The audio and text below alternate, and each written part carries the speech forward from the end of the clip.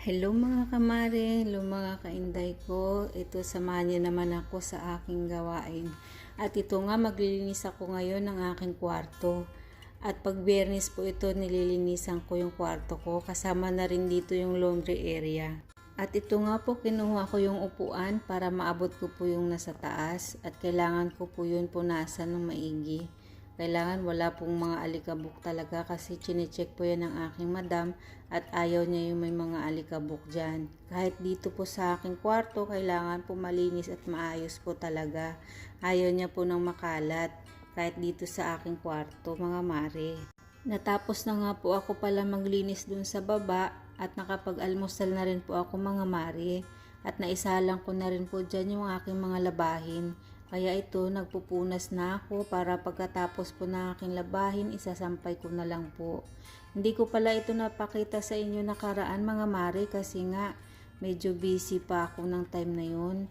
Hindi ko pala ito na videohan nung nakaraan. Kaya ngayon ko lang ito napakita sa inyo. Maliit lang po yung aking kwarto at kasama na rin po yung laundry area po dito. Kaya mas maigi na rin po kasi hindi ako nahihirapan maglaba ng aking damit at saka kung gusto kong magplansya, nakakapagplansya rin po ako ng damit kasi kandiyan na rin po yung plansyahan. At mas gusto ko na rin po na nandito ako sa third floor, nakahiwalay ako sa kanila para meron talaga akong privacy. At least pag gusto kong makausap ang aking pamilya, hindi ako nangangamba na may makakarinig po sa akin. Kasi malakas po talaga ang boses ko pag kausap ko yung aking pamilya sa Pinas, mga mare. At yan nga po, pinunasan ko rin po pala yung aircon dyan, mga mare. At binalik ko na rin yung upuan. Hindi ko na rin po pala nakabidyohan yung pagpunas ko po ng ceiling fan. Kasi nung time na yan pala, mga mare, naka-live rin po ako dyan. Gamit ko yung isang cellphone ko.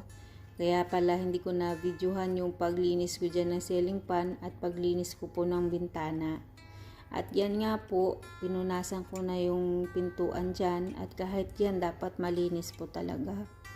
Pagpasensya nyo na mare yung boses ko ha. Pagtsatsagaan nyo na lang po yung boses kong pangit. At yan nga pala, mga mare. Maraming salamat po sa mga nag-like at saka nag-follow po sa aking account. Sana po wag kayong magsawang makinig sa aking boses kahit na pangit po at saka wag po kayong magsawa sa panonood ng aking video. Gusto ko lang po talaga ibahagi sa mga kababayan natin na gusto po talaga mag-abroad na ganito po talaga karamihan sa atin dito, ganito yung sitwasyon at hindi po madali ang mga trabaho dito sa ibang bansa. Kasi ang iniisip nila, lalo na po yung mga first timer, ang mga sinasabi po sa kanila ng kanilang mga recruiter, ng kanilang mga agent po, na pag first timer sila, meron po silang makakasama sa bahay. Hindi po totoo yun at wag po kayo maniniwala sa mga ganun na sinasabi na meron kayong kasama pagdating dito. Pagdating niyo po dito, wala na po kayong magagawa kahit po marami kayong alagang bata at hindi rin po lagi nasusunod yung kontrata na yan, mga mare. Pero gusto ko lang po sabihin sa mga first timer po, meron talaga kayong karapatan. Alamin nyo po yung karapatan nyo, nandyan po yan nakalagay sa kontrata natin. Para alam nyo po, pag nandito na po kayo sa ibang bansa at hindi nyo po kaya yung napuntahan nyo, hindi nyo po kaya yung trabaho doon, alamin nyo po yung karapatan nyo kung ano po yan at pwede po kayong mag-report. Pwede nyo po yun i-report sa inyong agency at pwede po kayo magpabalik dito sa inyong agency dito sa counterpart.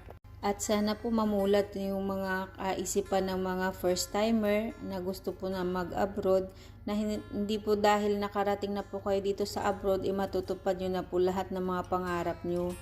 Marami po ang pagsubok na darating sa inyo at saka yung talagang swerte ba kayo sa napuntahan nyo.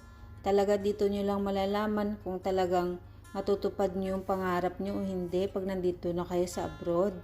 Mahirap po talaga, lalo na pag first timer ka, nandyan na yung pangungulila mo sa pamilya mo at saka yung mga problema nyo sa Pinas. Talagang mahuhumsik ka pag una pa lang. Hahanapin mo talaga yung Pinas at saka yung pagkain. Ibang-iba po yung pagkain dito sa abroad. Kaya dapat pag nandito ka, matibay talaga yung loob mo at saka yung isip mo. maging matatag ka dapat. Kasi pag hindi ka maging matatag dito sa ibang bansa, masisiraan ka talaga ng bait. Kaya hindi po talaga biro ang mag-abroad mga mare. Kasi po pag mahina ka, talo ka po rito. Uuwi ka pong bigo doon sa pamilya mo. Kaya kailangan talaga pag nagdesisyon ka mag-abroad, buo ang loob mo, malakas ang pag-iisip mo at saka yung katawan mo. Hindi po yun dapat iniisip mo na pagpunta mo ng abroad masusolve na po lahat ng mga problema mo. Ako nga, nung first timer ko, doon ako sa Saudi, talagang nahirapan po akong kumain ng mga pagkain nila nung una. Pero nakasanayan na rin po nung tumagal na. Masarap din po pala, charot.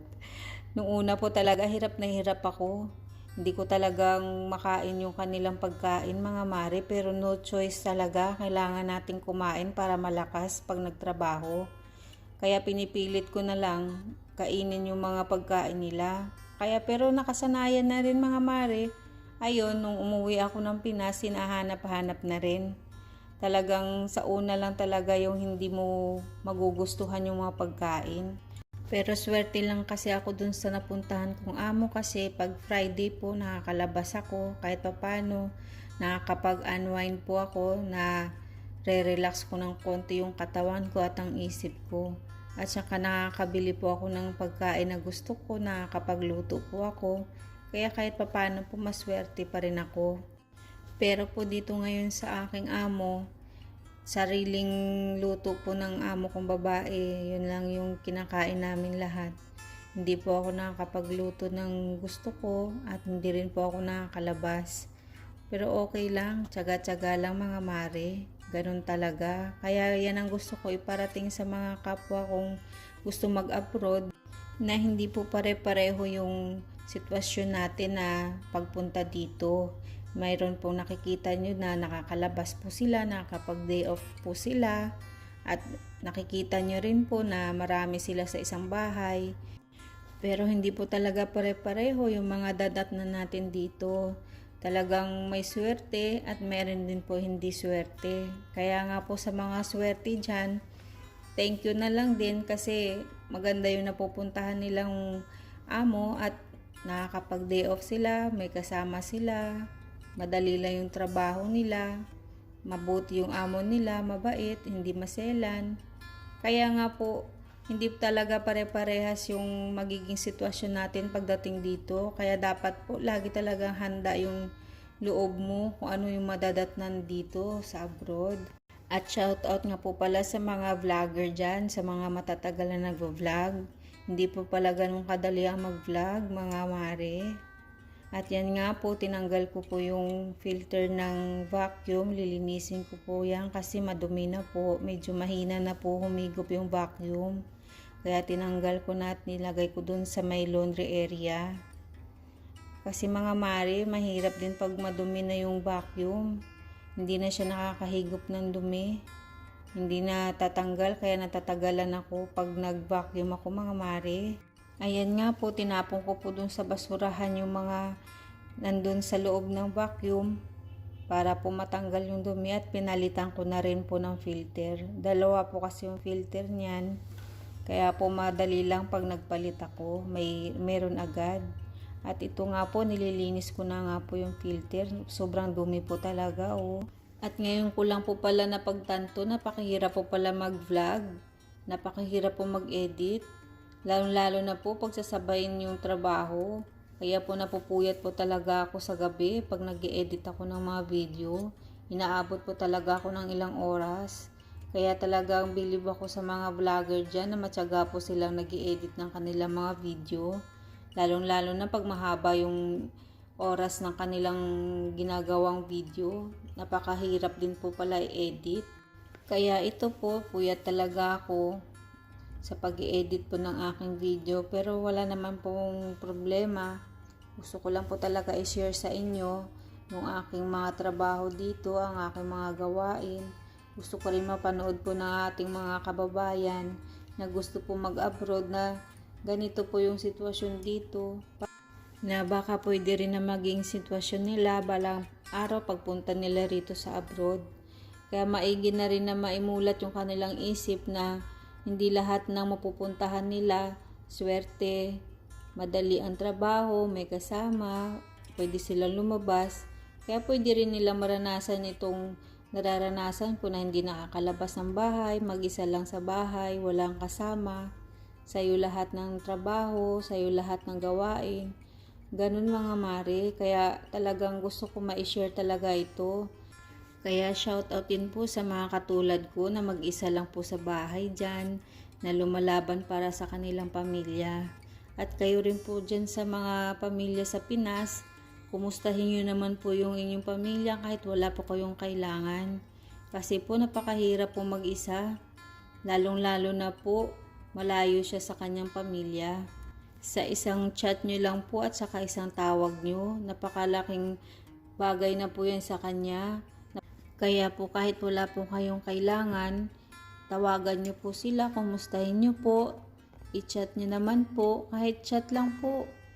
Talagang masaya na po yan sila, na naalala nyo sila kahit wala po kayong kailangan sa kanila. At napapasaya nyo na po sila sa isang tawag nyo lang po at saka sa isang chat nyo. Kaya po pahalagahan nyo po yung kanilang mga pinapadalang pera. Kasi po hindi po yan pinupulot ang pera dito sa ibang bansa. Talagang pinagpapawisan po yan, pinagpapaguran po yan bago po nila makuha yung sahod na yan. At isang araw lang po mahawakan at ipapadala na po yan sa Pinas. Kaya po pahalagahan nyo po yung bawat sentimo na mga pinapadala po nila. At wag na wag nyo po iisipin na mga mapera po yung nasa abroad, na marami po silang pera, na paghingi nyo po agad-agad nandyan na po. Ako dati nung hindi pa ako OFW, hindi pa ako nag-abroad, ang tingin ko talaga sa mga OFW ay mapera at mayaman. Kaya sabi ko sa sarili ko, gusto ko na mag-abroad, gusto ko din mag-abroad para yumaman ako. Yun ang nasa isip ko dati. Pero nung nasubukan ko na ito nga, hindi po pala ganun kadali. Hindi ganun kadali kitain ng pera. Talagang paghihirapan mo bago mo kitain yung pera. Napakahirap po pala maging OFW. Lahat-lahat po titiisin mo. Hindi po pala ganun kadali ang kitain ng pera dito. Akala ko dati, pag nag-OFW ka, nag-ibang bansa ka, pagdating mo dito ay mayaman ka na agad. Ganun pong nasa isip ko dati mga mare.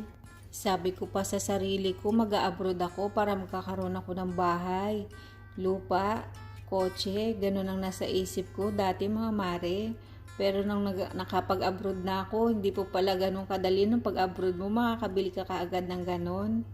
Napakahirap po pala ng pagdadaanan mo bago mo pala yun makamit. At hindi mo pala yun makakamit agad.